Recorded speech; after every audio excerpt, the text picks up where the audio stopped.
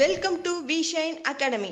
இன்று 17/3/2019 தினசரி நடப்பு நிகழ்வுகளை காணலாம். முதலில் இந்திய நிகழ்வுகள். தேர்தல் ஆணையமானது முதல் முறையாக தேர்தல் பார்வையாளர்களுக்கு அவர்கள் அறிக்கைகளை சமர்ப்பித்திட உதவிடுவதற்காக அப்சர்வர் ஆப் எனப்படும் ஒரு கைபேசி செயலியை அறிமுகப்படுத்தியுள்ளது. இதன் மூலம் அனைத்து முக்கிய அறிவிப்புகள் மற்றும் எச்சரிக்கை செய்திகள் ஆகியவற்றை பெற முடியும். இதிலிருந்து கேள்வி எப்படி வரலாம்னா, அப்சர்வர் ஆப் என்ற மொபைல் செயலியை அறிமுகப்படுத்திய அமைப்பு எது? விடை தேர்தல் ஆணையம்.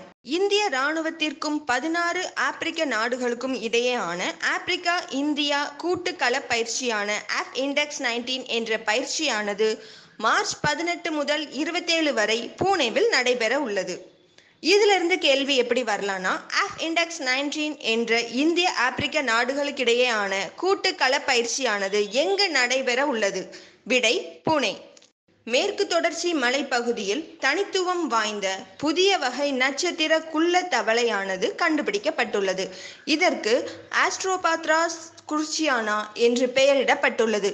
இது கேரளாவின் குர்ச்சியார் மலையில் கண்டறியப்பட்டுள்ளது. இதிலிருந்து கேள்வி எப்படி வரலாம்னா, மேற்கு தொடர்ச்சி மலையில் சமீபத்தில் கண்டறியப்பட்ட நட்சத்திர குள்ள தவளையின் பெயர் என்ன? விடை ஆஸ்ட்ரோபாத்ராஸ் குர்ச்சியானா. அடுத்து உலக நிகழ்வுகளை பார்க்கலாம். ஐநா சுற்றுச்சூழல் மன்றத்தின் 4வது அமர்வானது கென்யாவில் உள்ள நைரோபியில் நடைபெற்றது. இந்த மாநாட்டின் மைய கருத்து சுற்றுச்சூழல் சவால்கள் மற்றும் நிலையான உற்பத்திக்கான புதுமையான தீர்வுகள் என்பதாகும். Innovative Solution and Environmental Challenges and Sustainable Consumption and Production. இதற்கான கேள்வி எப்படி வரலாம்னா, ஐநா சுற்றுச்சூழல் மன்றத்தின் 4வது அமர்வு எங்கு நடைபெற்றது? இதற்கான பதில் நைரோபி. அடுத்து விளையாட்டு நிகழ்வுகளை பார்க்கலாம். 17 வயதிற்குட்பட்ட பெண்களுக்கான உலக கோப்பை கால்பந்து போட்டியானது 2020ஆம் ஆண்டில் இந்தியாவில் நடத்தப்பட உள்ளதாக தலைவர் ஜியானி இன்ஃபான்டினோ அறிவித்துள்ளார். குறிப்பு: இதற்கு முன் கடந்த 2017இல் இந்தியாவானது U17 ஆண்களுக்கான உலக கோப்பை கால்பந்து போட்டியை நடத்தியது. இதிலிருந்து கேள்வி எப்படி வரலாம்னா, 17 வயதிற்குட்பட்ட பெண்களுக்கான உலக கால்பந்து போட்டியானது எந்த நாட்டில் நடத்தப்பட உள்ளது? விடை இந்தியா. அறிவியல் மற்றும் தொழில்நுட்பம் பற்றி பார்க்கலாம். அமெரிக்காவின் ஆஸ்டினில் உள்ள டெக்சாஸ் பல்கலைக்கழகத்தில் இருந்து கியூவா யூ தலைமையிலான ஆராய்ச்சியாளர்கள் காற்றில் இருந்து ஈரப்பதத்தை உறிஞ்சி சுத்தமான குடிநீராக மாற்றும் தொழில்நுட்பத்தை கண்டறிந்துள்ளனர். இது சூரிய ஒளியில் இயங்கும் வகையில் வடிவமைக்கப்பட்டுள்ளது. நீர் நெருக்கடி மற்றும் வறுமை பாதிக்கப்பட்ட பகுதியில் பயன்படுத்த முடியும். இதிலிருந்து கேள்வி எப்படி வரலாம்னா, காற்றில் உள்ள ஈரப்பதத்தை உறிஞ்சி சுத்தமான குடிநீராக மாற்றும் தொழில்நுட்பத்தை கண்டறிந்த ஆராய்ச்சி குழுவின் தலைவர் யார்? விடை கியூவா யூ. அடுத்தது விருதுகள் பற்றி பார்க்கலாம். மகளிர் தின கொண்டாட்டத்தின் ஒரு பகுதியாக புதுடெல்லியில் நடைபெற்ற விழாவில் பெண்களுக்கு அதிகாரம் அளிப்பதற்காக தனது பங்களிப்பை அளித்ததற்காக புகழ்பெற்ற கதக் நடன இயக்குனர் சீமா மேத்தாவுக்கு நாரி புரஸ்கார் விருது வழங்கப்பட்டது. இதிலிருந்து கேள்வி எப்படி வரலாம்னா, 2019ஆம் ஆண்டில் நாரி புரஸ்கார் விருது பெற்ற கதக் நடன இயக்குனர் யார்? விடை சீமா மேத்தா. முக்கிய தினங்கள் பற்றி இப்ப பார்க்கலாம். உலக உறக்க தினம் மார்ச் 15. ஆரோக்கிய நலனிற்கு உறக்கம் என்பது எவ்வாறு முக்கியம் என்பதை பற்றி விழிப்புணர்வை பரப்புவதற்காக உலக உறக்க தினமானது மார்ச் 15 அன்று அனுசரிக்கப்படுகிறது. 2019ஆம் ஆண்டின் உலக உறக்க தினம் மைய கருத்து ஆரோக்கியமான உறக்கம், ஆரோக்கிய வயது முதிர்வு, ஹெல்தி ஸ்லீப் ஹெல்தி ஆகிங் என்பதாகும். இதிலிருந்து கேள்வி எப்படி வரலாம்னா, 2019இல் உலக உறக்க தினமானது எந்த நாளில் அனுசரிக்கப்படுகிறது? விடை மார்ச் 15.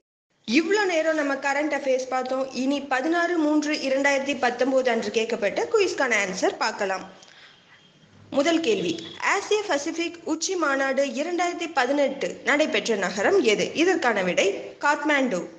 இரண்டாவது கேள்வி, எந்த தேதியில் உலக சுகாதார பாதுகாப்பு நாள் கடைபிடிக்கப்படுகிறது? இதற்கான விடை டிசம்பர் 12. அடுத்த கேள்வி, எந்த நாட்டில் உலகின் முதல் மிதவை அணுமின் நிலையம் உள்ளது? விடை ரஷ்யா. அடுத்த கேள்வி 2018 இந்தியாவிற்கு மிக உயர்ந்த விமான பாதுகாப்பு தரவரிசையை வழங்கியுள்ள ஃபெடரல் ஏவியேஷன் அட்மினிஸ்ட்ரேஷன் FAA எந்த நாட்டில் தேசிய ஆணையமாகும்? இதற்கான விடை அமெரிக்கா. அடுத்த கேள்வி பிரெஞ்சின் மிக உயரிய குடிமக்கள் விருதான செவாலிய விருது செவாலிய டி லா லீஜியன் ஹானர் பெற்ற இந்திய கொடையாளி யார்? விடை ஆசிம் பிரேம்ஜி. இப்போ நம்ம இன்னைக்கான கொஸ்டின்ஸ் என்னங்கிறத பார்க்கலாம். முதல் கேள்வி, இந்தியாவில் எத்தனை ஆண்டுகளுக்கு ஒரு முறை மக்கள் தொகை கணக்கெடுப்பு நடத்தப்படுகிறது? இரண்டாவது கேள்வி, 15வது நிதிக்குழுவின் தலைவர் யார்? மூன்றாவது கேள்வி, இந்தியாவில் நேரடி அந்நிய முதலீடு செய்துள்ள நாடுகளின் வரிசையில் முதலிடம் பிடித்துள்ள நாடு எது? நான்காவது கேள்வி, நாட்டு மக்கள் அனைவருக்கும் வங்கி கணக்கு தொடங்கும் நோக்கத்துடன் உருவாக்கப்பட்ட ஜன்தன் திட்டத்தின் மத்திய அரசு எப்போது அறிமுகப்படுத்தியது? ஐந்தாவது கேள்வி, வறுமை கோட்டுக்கு கீழுள்ள குடும்பத்தினருக்கு இலவச அலைபேசிகளை வழங்க முடிவு செய்துள்ள மாநில அரசு எது? இந்த கொஸ்டின்ஸ் எல்லாமே இதுக்கு முன்னாடி உள்ள கரண்ட் அஃபேர்ஸ்ல இருந்து தான் எடுத்திருக்கோம். ஸோ ஆன்சர் தேடுறவங்க அதை ரெஃபர் பண்ணிக்கோங்க. இதோட ஆன்சர் தெரிஞ்சவங்க கீழே கமெண்ட் பாக்ஸ்ல கமெண்ட் பண்ணுங்க. இந்த மாதிரி டெய்லி நியூஸ் அஃபேர்ஸ்க்கு விஷன் அகாடமியை சப்ஸ்கிரைப் பண்ணுங்க. மறக்காம பக்கத்தில் உள்ள பெல் பட்டனை பிரஸ் பண்ணுங்க. இந்த வீடியோ உங்களுக்கு யூஸ்ஃபுல்லா இருந்தா லைக் பண்ணுங்க, ஷேர் பண்ணுங்க. இந்த வீடியோ பத்தி டவுட் இருந்தா கமெண்ட் பண்ணுங்க.